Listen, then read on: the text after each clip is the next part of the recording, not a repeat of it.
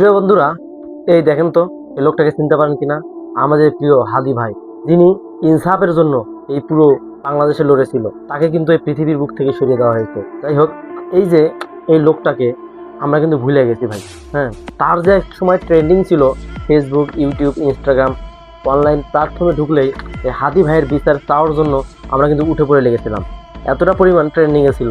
But এখন আপনারা ইদানিং লক্ষ্য করেন যে হাদি ভাই আমাদের ইনসাফ নিয়ে কথা বলেছিল, সাধারণ মানুষের পক্ষে কথা বলেছিল, পুরো দেশ এবং জাতির জন্য কথা বলেছিল। সে হাদি ভাইকে নিয়ে এত চুপ কেন সবাই?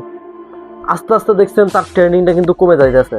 আগের মতো কেউ ভিডিও বানায় না, আগের মতো কেউ হাদি ভাইকে নিয়ে কথা বলতেছে না। তাহলে কি তার খুনকে ধামাচাপা দেওয়া হবে?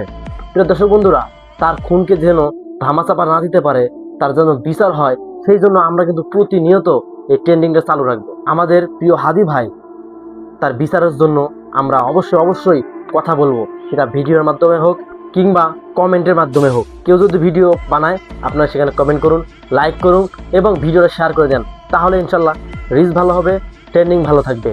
হাদি ভাইয়ের জন্য আমরা অবশ্যই দোয়া করব। হাদি ভাইকে যেন আল্লাহ তাআলা জান্নাতের সর্বোচ্চ উচ্চ মাকাম দান করেন।